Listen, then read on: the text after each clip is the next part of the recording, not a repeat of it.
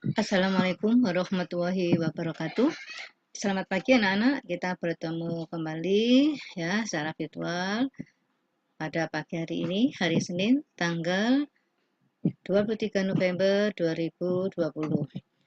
Anak-anakku, marilah kita panjatkan puji syukur kehadirat Allah SWT sehingga pada pagi hari ini kita masih diberi kenikmatan oleh Allah SWT ya, terutama di masa-masa pandemi yang masih belum berakhir ini. Kita senantiasa selalu berdoa agar pandemi saat ini segera berakhir ya, sehingga kita bisa bertemu kembali.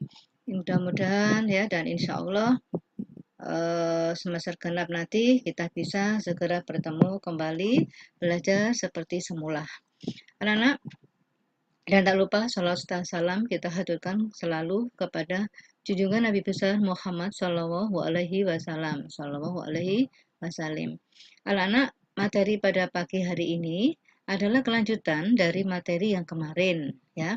Kalau minggu kemarin kalian sudah sampai dengan pemeliharaan dokumen administrasi kepegawaian ya. Kemudian minggu yang kemarin juga kalian sudah mengerjakan LKS ya, mata pelajaran OTK kepegawaian.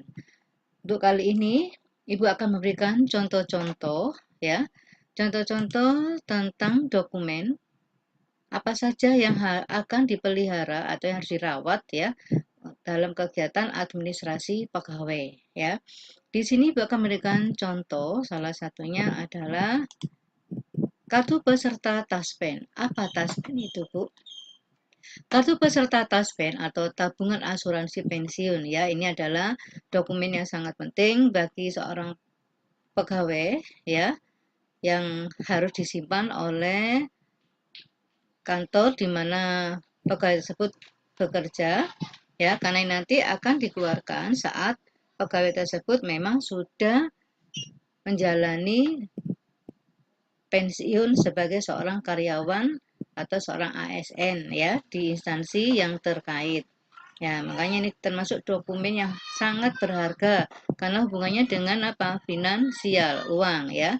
Dan nanti bisa kalian zoom ya, ini berkaitan dengan nama dari karyawan atau pegawainya, kemudian tempat tanggal lahirnya, kemudian masa aktif selama menjadi karyawan sehingga nanti bisa diuangkan istilahnya anak-anak ya. Kemudian contoh yang lainnya lagi apa Bu? Berkaitan dengan pemeliharaan dokumen ya, dokumen pegawai. Ya ini tanda bukti pendaftaran sebagai seorang peserta PNS. Ini adalah contoh aja anak-anak ya. Jadi di situ ada kode register seorang, ini ada barcode-nya ya, seorang yang ikut dalam apa? Pencalonan sebagai seorang pegawai negeri sipil. Nah, ini adalah contohnya aja. Ini ada 2 lembar, yang satu juga diberikan atau dibawa oleh seorang pegawai.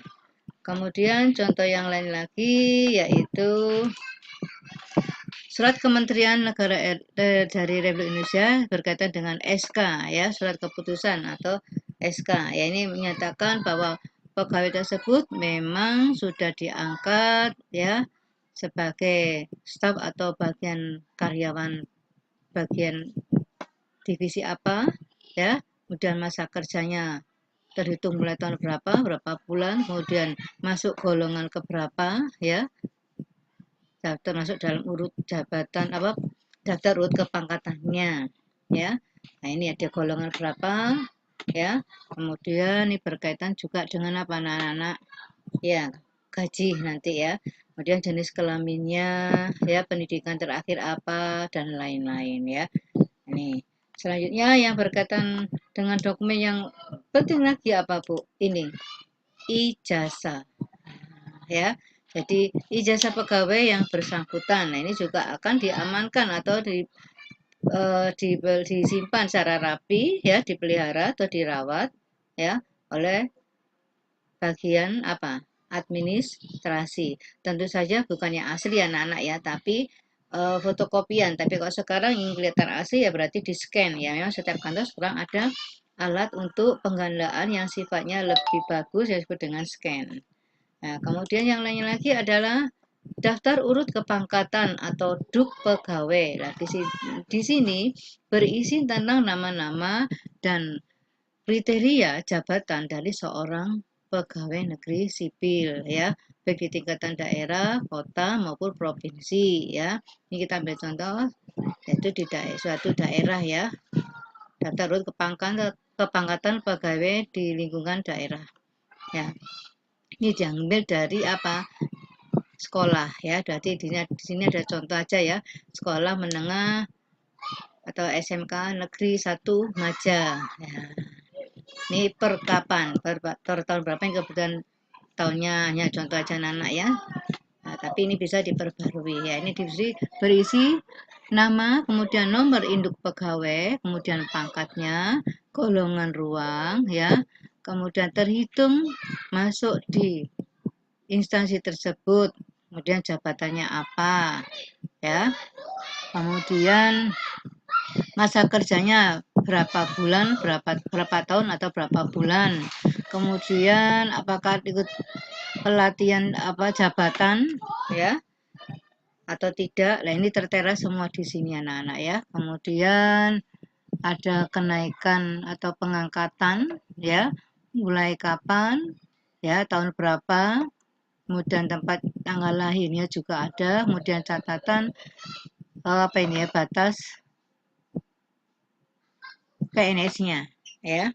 Ini masih banyak lagi contohnya. Ini ada permohonan cuti pegawai juga. Nah, ini juga termasuk apa? Dokumen anak-anak ya. Berarti kira-kira si A si B ini pernah mengajukan cuti apa saja, karena cuti itu ya di materinya kan berkelanjutan ya anak-anak ya.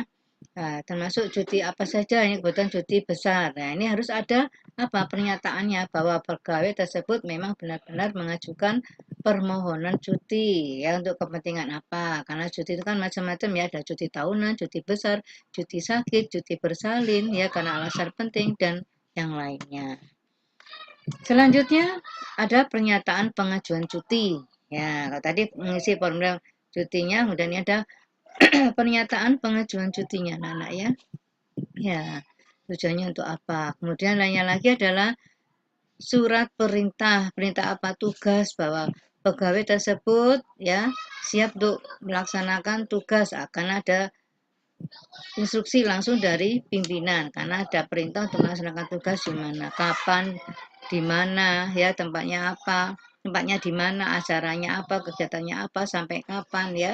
Ini sudah ada semua, ada keterangannya yaitu hari, pukul, tanggal, kegiatannya apa. Atau misalnya surat tugas ya anak-anak ya, disebut dengan surat penugasan. Nah, selanjutnya surat pernyataan keikutsertaan seleksi pegawai. Nah, di sini ya pegawai tersebut harus mengisi apa? Bahwa dia pernah ikut melaksanakan kegiatan seleksi pegawai negeri sipil ya. Jadi ini ada dicatat dengan materai. Ya, ini termasuk harus diamankan, termasuk dokumen sangat penting anak-anak ya. Karena membuktikan bahwa pegawai tersebut kiprahnya di bidang apa saja, pernah mengikuti kegiatan apa aja, makanya harus diamankan atau disimpan dan dipelihara. Kemudian surat keterangan penghasilan atau slip gaji ya. Nah, di sini menyatakan bahwa namanya siapa, jabatannya apa, alamatnya di mana, kemudian menerangkan bahwa yang bertanggung jawab atas gaji tersebut itu siapa ya. Ini menjelaskan bahwa gaji si A adalah sekian, tunjangannya sekian, tunjangan transportasi sekian, kalau ada uang makan atau konsumsi sekian. Nah, ini juga harus ada apa? Buktinya, ada dokumennya, makanya disimpan karena setiap tahun ini bisa berubah nah ya. Jadi untuk mengetahui bahwa si A si B itu gajinya berapa sih? Nah, ini ya.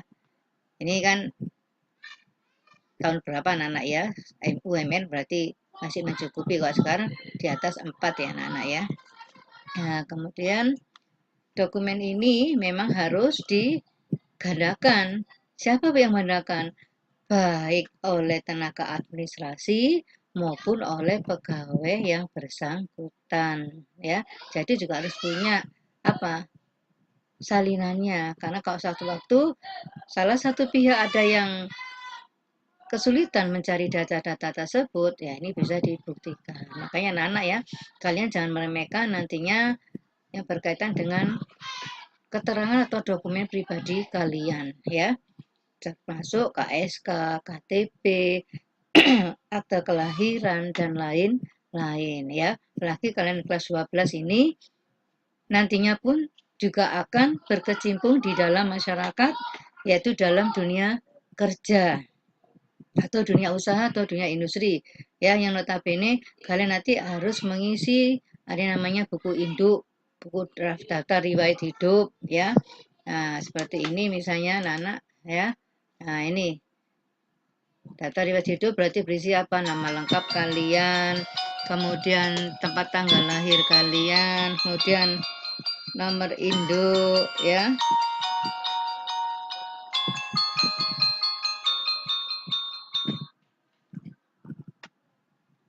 Ya, kemudian pendidikan terakhir apa, pangkat dan golongan kalian, kemudian SK diangkat jadi PSK berapa, mulai kapan, ya.